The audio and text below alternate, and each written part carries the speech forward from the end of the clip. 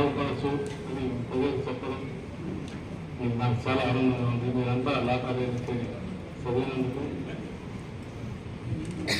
ధన్యవాదాలు. మీరేం అనుకోవద్దండి, నేను కూర్చొని చెప్తున్నాను. ఎందుకంటే న్యాయంగా సభలో నిలబడి చెప్పాలి. నాకు ఈ మధ్య మోకాలు ఆపరేషన్ అయింది, అందువల్ల నిలబడుకోలేకున్నాను. అయినా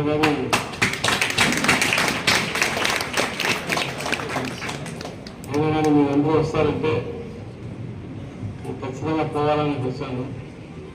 ఇప్పటికీ నా లా కాలేజీలో యూనివర్సిటీ డిగ్రీలో 7,040 మంది చదివారు. 5 ఇయర్స్ డిగ్రీలో 2,031 మంది, వనగంలో 314 మంది. ఇంతమంది చదువుకుని ప్రజలకు సేవ చేస్తున్నారంటే నిజంగా అదృష్టంగా భావిస్తాను. భగవంతుని ఇచ్చిన ఈ అవకాశానికి భగవంతుని ధన్యవాదాలు చేస్తాను. ముఖ్యంగా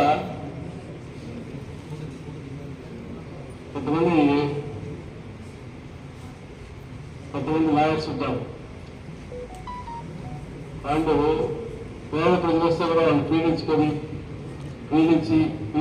వాళ్ళకి చెప్తారు.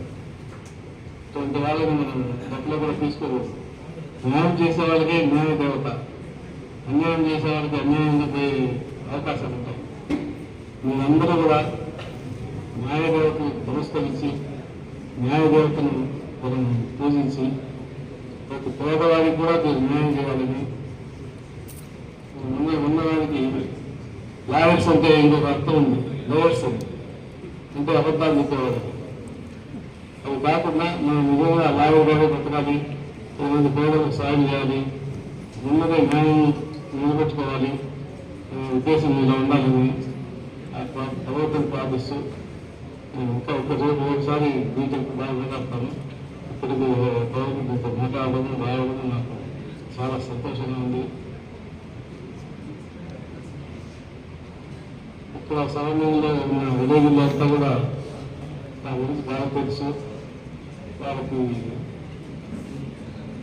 నాకు సహకరించినందుకు ధన్యవాదాలు చెప్తున్నాను. అందరికీ